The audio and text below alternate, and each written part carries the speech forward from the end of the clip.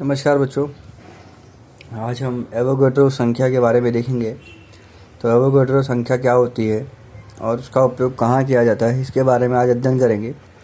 तो किसी भी पदार्थ के एक मोल राशि में अणुओं की संख्या निश्चित ही होती है और इटालियन वैज्ञानिक एवोगैड्रो ने इस संदर्भ में बहुत मौलिक अनुसंधान किए, इसलिए इस संख्या को एवोगैड्रो संख्या के नाम से जाना जाता है। मतलब उन्हीं के नाम से इसको रख दिया है और इसे Na इस अक्षर द्वारा दर्शाते हैं। यहाँ पर दिया है, प्रदर्शित करते हैं। आगे वैज्ञानिकों ने प्रयोगों द्वारा सिद्ध किया कि एवोगैड्रो संख्या का मान 6.022 गुणे 10⁻23 होता है। किसी भी पदार्थ के एक मोल में उसके 6.022 के गुणे 10⁻23 अणु होते हैं। जैसे एक दर्जन का अर्थ है 12, एक शतक का अर्थ है 100, वैसे एक रोज का अर्थ है 144। उसी प्रकार एक मोल का अर्थ है 6.022 गुणे 10⁻23। अब हम आगे देखेंगे कि उदाहरण के लिए एक मोल पानी अर्थात 18 ग्राम पानी लिया गया तो उसमें पानी के 6.022 गुणे 10⁻23 अणु होंगे, ऐसा कहा जाता है। फिर अब यहाँ पे देखो एग्जाम्पल दिया है उसने, 66 ग्राम CO2 में कितने अणु होंगे। तो CO2 का अणु द्रव्यमान कितना होता है, 44 होता है, जो कि हम निकालते हैं कार्बन के अणु द्रव्यमान धन ऑक्सीजन के अणु द्रव्यमान से। अब उसको हम लोग CO2 का ग्राम में द्रव्यमान निकालेंगे तो कितना होगा, 66 दिया है, और बटे अणु द्रव्यमान है, डिवाइड करेंगे तो N बराबर 1.5 मोल। अर्थात एक मोल CO2 में 6.022 गुणे 10⁻23 अणु होते हैं, तो 1.5 मोल में कितने होंगे, 1.5 से इस संख्या में गुणा कर देंगे तो अपना आंसर आ जाएगा। तो ये संख्या है, इस तरीके से इसका उपयोग किया जाता है। नेक्स्ट देखेंगे हम लोग वैलेंसी, संयोजकता। तो संयोजकता किसे कहते हैं वो देखेंगे। तत्वों की संयोग करने की क्षमता को संयोजकता कहते हैं और तत्वों की संयोजकता को विशेष अंकों द्वारा प्रदर्शित किया जाता है। यह अंक उस तत्व के परमाणु द्वारा अन्य परमाणुओं के साथ स्थापित किए गए रासायनिक बंधों की सहायता से होता है। आपने पढ़ा होगा कि संयोजकता क्या होती है। यह किसी भी तत्व के बाह्यतम कक्षा में उपस्थित इलेक्ट्रॉनों के ऊपर डिपेंड करती है। और इसके बाद देखेंगे कि आगे क्या बताया गया है इसके अंदर। तो 18वीं और 19वीं शताब्दी में तत्वों की संयोजकता समझने के लिए रासायनिक संयोग के नियमों का उपयोग किया जाता था और 20वीं शताब्दी में तत्वों की संयोजकता का उसके इलेक्ट्रॉनिक स्वरूपण के साथ संबंध स्थापित किया गया। सोडियम, यहाँ पे देखिए, सोडियम का इलेक्ट्रॉनिक स्वरूपण 2 ठीक है, वो एक इलेक्ट्रॉन दे देगा किसको, क्लोरीन को। तो क्लोरीन, तो सोडियम पर क्या हो जाएगा, धन आयन हो जाएगा और क्लोरीन पर क्या होगा, ऋण आयन हो जाएगा। तो दोनों मिलाकर क्या बनता है, NaCl, जिसको हम लोग साधारण नमक बोलते हैं, जिसका उपयोग हम लोग डेली लाइफ में करते हैं। ये यहाँ पे दिया है। इसी प्रकार सोडियम के परमाणु की क्षमता, इसलिए जो लेगा वो माइनस और जो देगा वो प्लस, और इसलिए दोनों की संयोजकता क्या है, 1 है, क्योंकि दोनों इलेक्ट्रॉन, एक इलेक्ट्रॉन दे रहा है, एक इलेक्ट्रॉन ले रहा है, लेकिन इलेक्ट्रॉन की संख्या कितनी है, एक ही है, इसलिए उनकी संयोजकता 1 हो गई। आयनिक बंध का निर्माण होते समय परमाणु जितने इलेक्ट्रॉनों को देता है या लेता है उस संख्या को संयोजकता कहते हैं। ओके, तो ये आपको दिया गया है और बताया गया। फिर नेक्स्ट देखते हैं।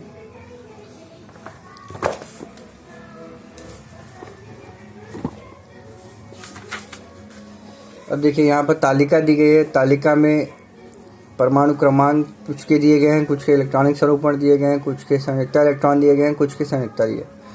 तो संयोजकता इलेक्ट्रॉन हमेशा जो होते हैं वो, संयोजकता हमेशा जो होती है वो बाह्यतम कक्षा में स्थित इलेक्ट्रॉनों पर निर्भर करती है। अगर बाह्यतम कक्षा में 2, 8 इलेक्ट्रॉन हैं तब तो उस तत्व की संयोजकता 0 होगी, लेकिन अगर उससे कम या ज़्यादा है तो वह क्या करेगा, या तो इलेक्ट्रॉन लेगा या तो देगा। तो इस तरीके से आपको दिखाया गया है, इसको आप देख लीजिए। 8वीं में भी था ये, तो परिवर्ती संयुक्तता किसे कहते हैं? विभिन्न परिस्थितियों में कुछ तत्वों के परमाणु भिन्न भिन्न संख्या में इलेक्ट्रॉन देते या लेते हैं। ऐसे समय वे तत्व एक से अधिक संयोजकता प्रदर्शित करते हैं। इसमें ये हो गया। नेक्स्ट देखते हैं हम लोग।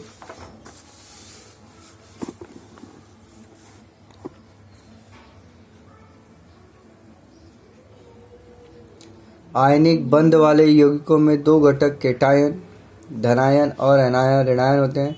ये घटक स्वतंत्र रूप से रासायनिक अभिक्रियाओं में भाग लेते हैं, इसलिए उन्हें मूलक कहते हैं। केटायन रूपी मूलक की जोड़ी हाइड्रोक्साइड एनायन रूपी मूलक के साथ होने पर विविध भस्म तैयार होते हैं, जैसे NaOH, KOH। इस कारण केटायन को लवणीय विलयन मूलक भी कहते हैं। विविध भस्मों में अंतर इसी मूलक के कारण स्पष्ट होता है। इसके विपरीत एनायन रूपी मूलक की जोड़ी हाइड्रोजन केटायन रूपी मूलक के साथ होने पर विविध अम्ल तैयार होते हैं, जैसे HCl hydrochloric acid, HBr hydrogen bromide. इस कारण एनायन को अम्लीय मूलक कहते हैं। तो ये आप ध्यान रखिए कि लवणीय मूलक और अम्लीय मूलक क्या है। तो आप इसमें एग्जाम्पल भी दे सकते हैं। यहाँ पर परिभाषा है दोनों की।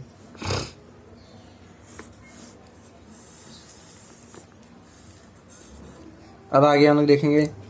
सामान्यतः लवणीय मूलक धातुओं के परमाणु से इलेक्ट्रॉन निकालने पर बनते हैं, जैसे Na+Cu2+, परंतु इसके भी कुछ अपवाद हैं, जैसे NH4+ है। इसी प्रकार अम्लीय मूलक सामान्यतः अधातुओं के परमाणुओं द्वारा इलेक्ट्रॉन ग्रहण करके बनते हैं, जैसे क्लोरीन-, सल्फर 2-, परंतु इसके कुछ अपवाद हैं, जैसे MnO4। तो ये दिया है आगे। यौगिकों का रासायनिक अर्थसूत्र देख लेते हैं। आयनिक बंध द्वारा तैयार हुए यौगिकों का गुणधर्म उनके अणु के दो भाग होते हैं। वे दो भाग केटायन और एनायन होते हैं। लवणीय मूलक अर्थात अम्लीय मूलक, इन दोनों भागों पर विपरीत आवेश होता है। उनके बीच का आकर्षण बल ही आयनिक बंध होता है। आयनिक यौगिकों के नाम में दो शब्द होते हैं। पहला शब्द केटायन का नाम होता है और दूसरा शब्द एनायन का नाम होता है। जैसे सोडियम क्लोराइड का रासायनिक सूत्र लिखते समय केटायन का प्रतीक बाईं ओर और उसके पास दाहिनी ओर एनायन का प्रतीक लिखते हैं। संयुक्त मूलकों की संख्या 2 या अधिक होने पर मूलकों के प्रतीक कोष्ठक में लिखकर संख्या को कोष्ठक के बाहर नीचे की तरफ लिखा जाता है। और सूत्र लिखते समय आयनों का आवेश दिखाते नहीं हैं, लेकिन उन आयनों की संख्या दाहिनी ओर और नीचे की ओर लिखी जाती है। संयोजकताओं के तिर्यक गुणा पद्धति से यह संख्या प्राप्त करना सरल होता है। उदाहरण, यौगिक सोडियम सल्फेट का रासायनिक सूत्र लिखने के चरण में आगामी पृष्ठ पर दिया गया है। पीछे देखते हैं हम लोग।